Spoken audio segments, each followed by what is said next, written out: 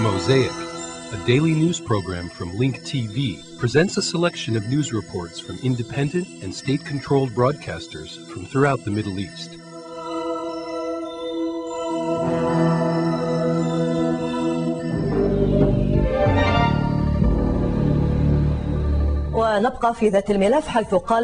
Today, British Foreign Secretary Jack Straw stated that a new Palestinian leadership would give a chance to achieve progress in the peace process in the Middle East. It would also be a real opportunity to work on implementing the roadmap.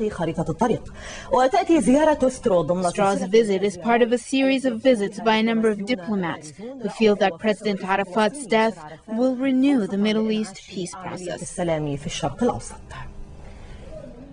2 days ago, the U.S. Secretary of State visited Israel to discuss certain issues with Israeli officials.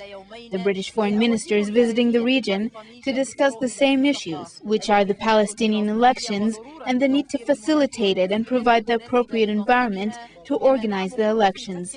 In Tel Aviv, Straw also discussed the disengagement plan as part of the roadmap. I've been much encouraged by the very positive messages that you have given me today about the approach which the Israeli government will be taking to the elections in the occupied territories on the 9th of January. And it's good to hear you say publicly today that Israel will be doing everything to facilitate the smooth running of those elections. Meanwhile, Israel reiterated that it would facilitate the free movement of Palestinians in the West Bank and Gaza to enable participation in the election process. Sylvain Shalom met with Jack Straw and expressed that his country will support any British or international initiative to send observers to monitor the Palestinian elections. Israel, of course, Israel, of course, will share in the responsibility, and we are willing to coordinate with the British leadership to strengthen our mutual goals. I informed the Foreign Secretary during our meeting today that there aren't any shortcuts, and there isn't a magical step to ensure a positive movement.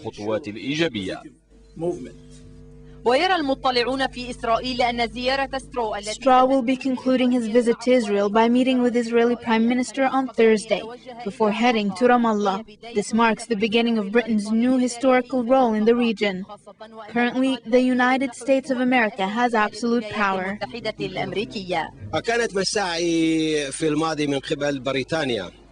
There were British efforts in the past to resolve the Israeli-Palestinian conflict. Unfortunately, their efforts were unsuccessful. Now that Arafat has passed away and President Bush has been re-elected, I think that Britain, along with the help of the United States, will get involved in resolving the Israeli-Palestinian conflict.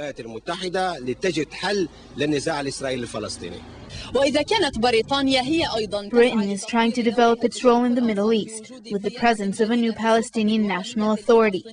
The success or failure of this mission will mainly lie on the bias or non-bias to any one side of the conflict. Shireen Yunus, Abu Dhabi TV, Jerusalem.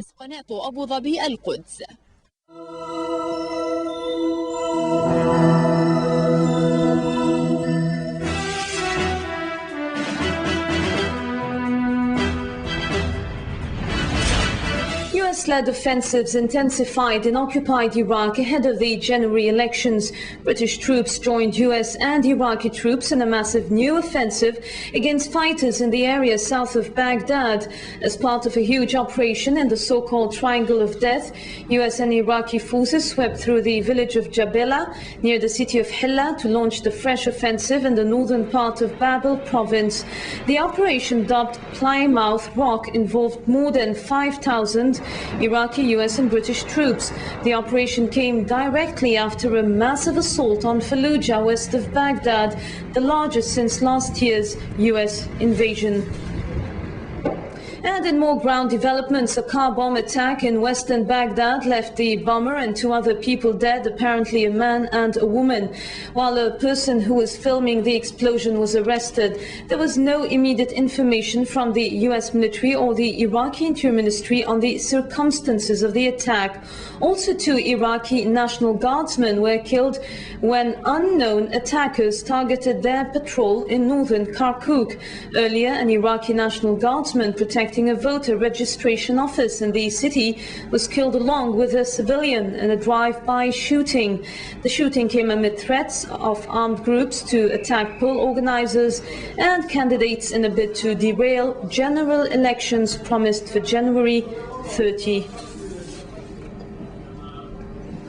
And U.S. Secretary of Defense Donald Rumsfeld warned that attacks in Iraq will continue and probably intensify over the next few months. He claimed that operations in Fallujah have so far been successful, but attacks are to be expected. On Iraqi election, Rumsfeld said they will be held on time as planned.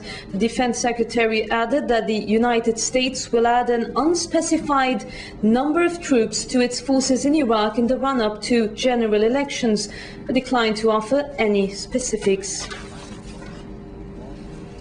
Now more than 200 Iraqi political parties have applied for the electoral ring, and intense negotiations are underway to form unified lists for what is said to be the country's first free and multi-party ballots in decades.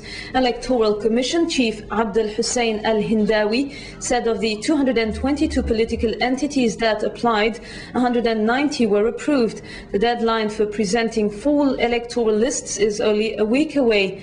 On January 30, Iraqis are set to elect 275 deputies to a National Assembly, as well as 51 members of the Baghdad Provincial Council, the 41 members for each of 17 other regional councils, and on 111 members of Kirkuk's parliament. Russian Foreign Minister Sergei Lavrov met with Palestinian officials in the West Bank city of Ramallah, in which he expressed support to the next Palestinian president. Lavrov said any leader would enjoy backing as long as he is elected freely and fairly by the people. He vowed to do everything to facilitate the January 9 elections, adding that the Mid-East Quartet was ready to send monitors to help oversee the poll. The Russian official said he feels a readiness on both sides, the Israelis and Palestinians, to advance the elections and implement the withdrawal from Gaza. In an earlier meeting between Lavrov and Ariel Sharon, the Israeli Prime Minister said Israel was willing to kickstart talks if the Palestinians would curb on so-called violence. In another major issue, diplomats said that Iran has asked the UN Atomic Energy Agency to exempt several dozen centrifuges from an agreement that went into effect 2 days ago. Iran had agreed with the EU 3 countries, Britain, France and Germany, to suspend all nuclear fuel cycle activities, a move which is to be verified during the IAEA Board of Governors meeting in Vienna tomorrow.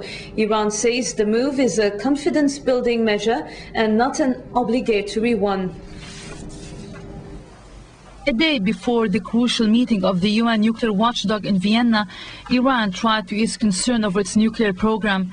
During a visit to Beijing, Hossein Mousavian, Iran's top negotiator, said his country is ready to give assurances that its uranium enrichment activities will not be diverted to develop weapons. Yet Tehran was clear that it could give no more. About dismantling, definitely Iran would never be prepared for dismantling. This is out of question and out of negotiation. A week ago, Iran agreed with the so-called EU 3 nations to suspend all its uranium enrichment activities. Tehran says this decision is a confidence-building measure, a voluntary policy and not a legal obligation. Yet Washington wants more. It's seeking all possible ways to impose UN Security Council sanctions on Iran. Mousavian was sure that US actions would be doomed to failure. I think Americans, they see not much room to oppose the present process of cooperation between Iran and EU. And even if in this time they raise the urgency of referral the case to United Nations Security Council, I believe again they would be isolated. Because of this isolation, a Western diplomat revealed that the US chose to take a pragmatic decision for once and back a European draft resolution that falls short of demanding possible UN sanctions.